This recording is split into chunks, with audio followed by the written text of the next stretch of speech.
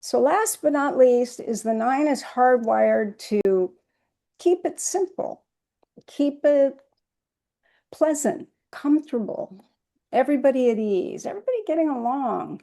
And if things get complicated, yeah, they don't like things too complicated. There's too many variables that can go wrong. What happens when things go wrong? There's conflict. And if there's conflict, someone's kind of separate from others. So the nines are hardwired to keep neutrality.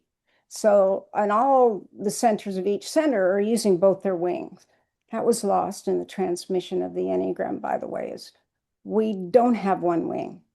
To be our type, it's the tension between the two wings. And then that's how we're trying to be both wings at the same time.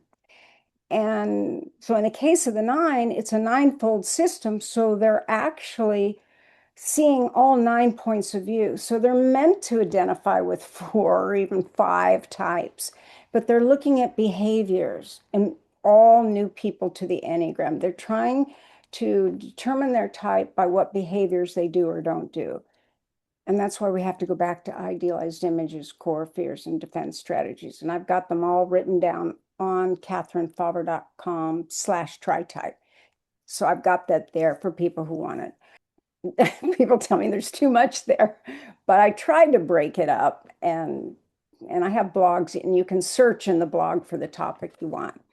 But in the case of the nine, the identification is if they're humble, if they're understated, they won't invoke jealousy, they won't have to deal with conflict, but they must hold neutrality. And if they don't, they feel distressed. They feel like frantic. And nines need to be calm. I remember in my first cards, I had calm on the card.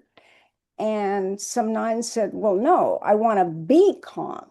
I'm not calm all the time, especially the sexual nines, because they could be distressed about any type of separation. And it's a fear of separation. So, what's helpful is to help the nine understand that burying is not calming, it's temporarily calming, but that things sprout and take root, and they're going to have the emotional hijacking if they're just thinking it's gone away. And then they can end up doing things that are more unconscious. And that's true of all the gut types. But that sometimes it's better to consciously do things that help relax. And like a lot of times, parents will say to me, yeah, should my kids be playing video games? I go, well, do they have ADHD? Do they have a problem with dopamine? Can they easily self-soothe? I mean, all these things make a difference. And if you happen to be a type that's running that energy, like sixes with the ADHD that have the anxiety, it's good for them to unwind with a video game.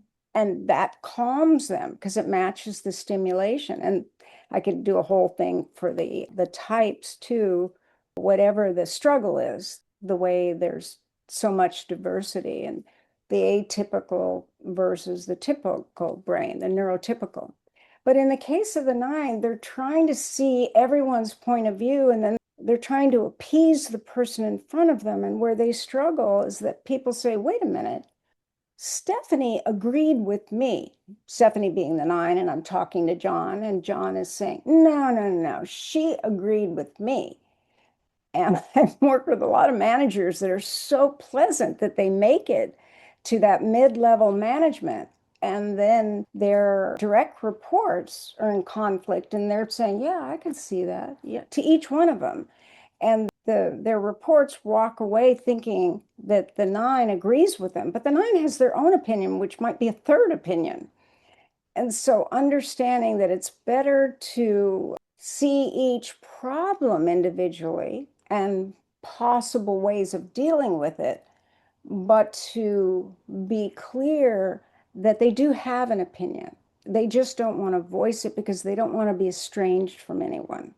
But if they forget that it's okay to have an opinion and they can choose who they share it with or not, but unconsciously misleading people that they agree is where they just suffer terribly, because then people are mad at them and they don't understand why. So their depression will be just not making an effort.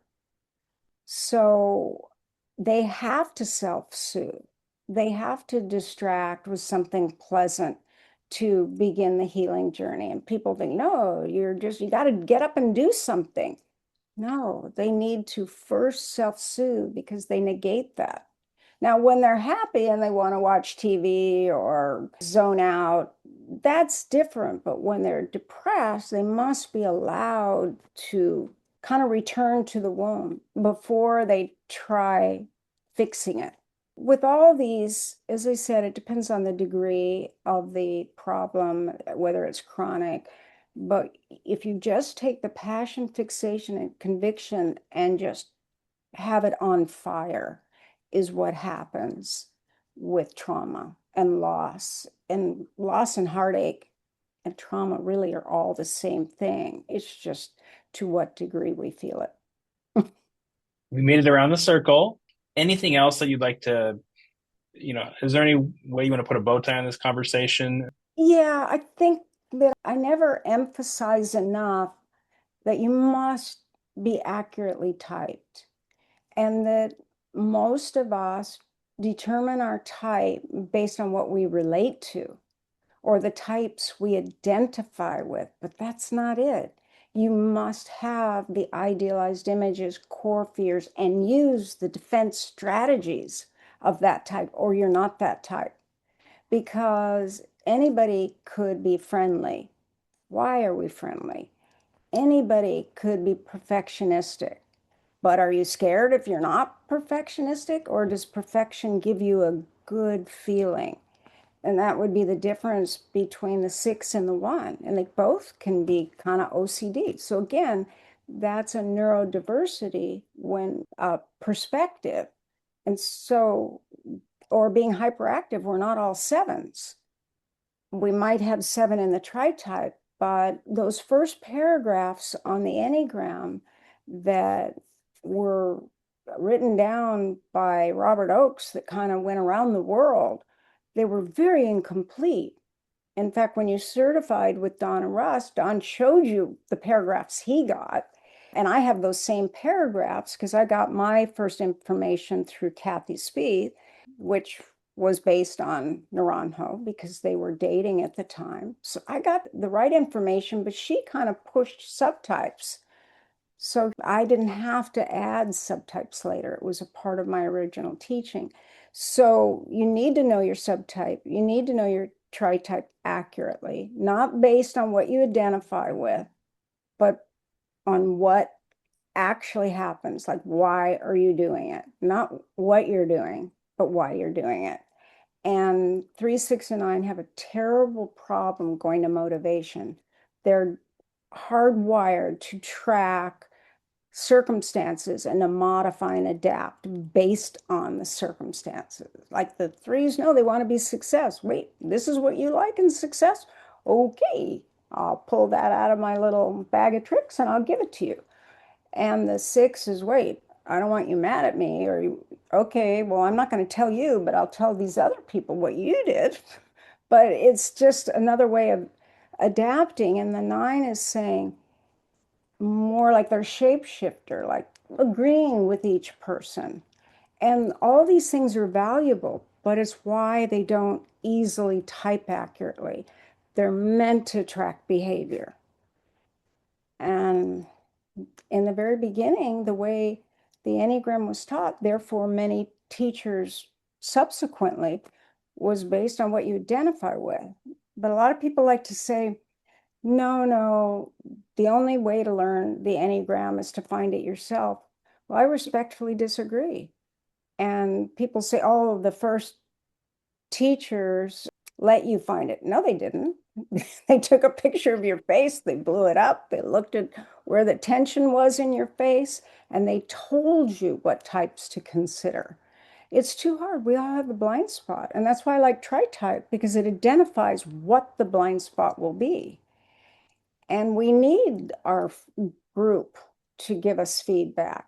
If we're doing it alone, there's a very strong possibility we'll miss the most obvious thing because it's the water we swim in. So I'd say that is by far and away the most important thing, because we get those correct, we have the formula to work with the problem.